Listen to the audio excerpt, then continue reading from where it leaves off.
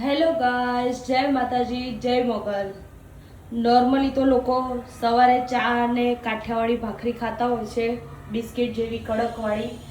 પણ મને સાંજે ભાવે છે રાત્રે ચા અને ભાખરી. આજે આપણે ચા અને ભાખરી કરીએ. ભાખરી બી એવી કાઠિયાવાડી સ્ટાઇલ ભાખરી, ના કે પેલી તેલમાં તળીને જે અહીંયા ગુજરાતી લોકો ખાય છે, બટ અમારી કાઠિયાવાડી ભાખરી એકદમ કડક કડક ક્રિસ્પી ક્રિસ્પી ગરમ ગરમ ઘી લગાવેલી. મને જ્યારે કંઈ પણ ખાવાનું મતલબ એવું હોય કે કંઈ હળવું ખાવું છે અને એકલી છું તો કંઈક બનાવવું છે, તો હું વધારે ચા અને ભાખરી જ પ્રિફર કરું છું.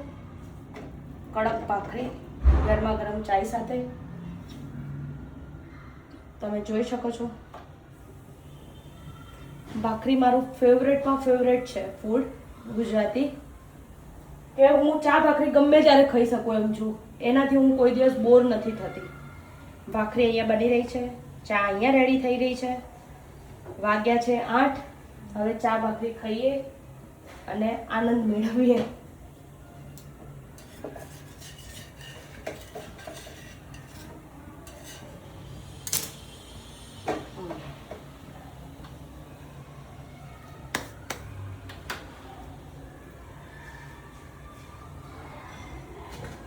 એક ભાખરીનો લોટ છે, બટ એ અત્યારે નથી કરવાની.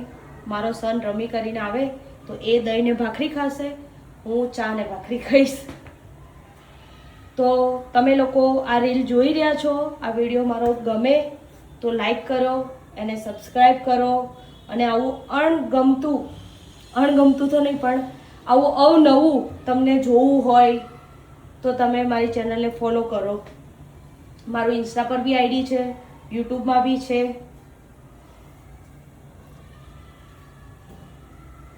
ભાખરી તૈયાર થવા પર છે. આપણે એને થોડી કડક થવા દઈએ. કડક ભાખરી ગરમા ગરમ ઘી સાથે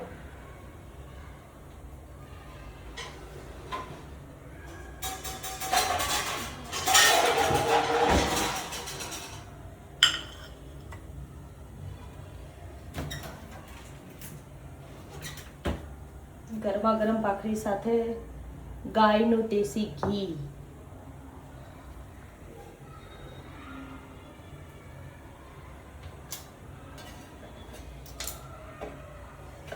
ભાખરી તો હું હમણાં જ બનાવતા શીખી છું, બટ હું મારા પિયર જાઉં એટલે મમ્મીના હાથની કડક ભાખરી ને ચા તો મારું ફિક્સ જ હોય.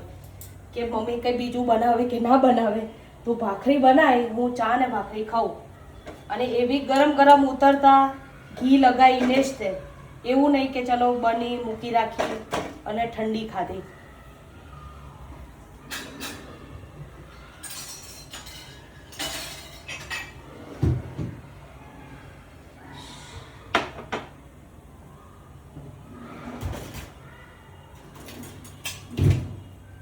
ચા તો આપણી રેડી જ છે.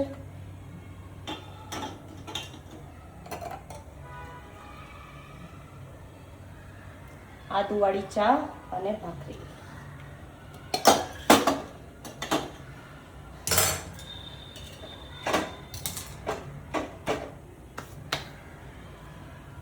અને હું ભાખરીને કડક કરવા કપડું લઈને આમ દબાવતી નથી, જસ્ટ સ્લો ગેસ રાખીને એને ધીમે ધીમે થવા દઉં છું.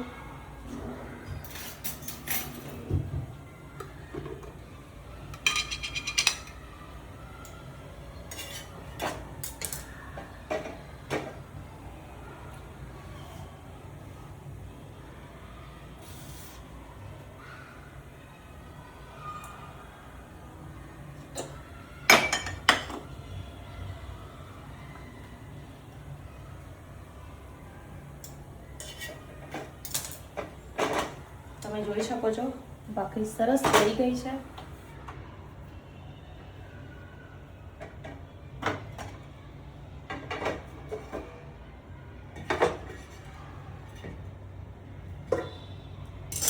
હવે આના પર ગરમા ગરમ ઘી લગાવશું. ગરમ ગરમ ભાખરી અને ઘી આ રીતનું ઘી લાગે તો જ ભાખરીમાં સ્વાદ આવે.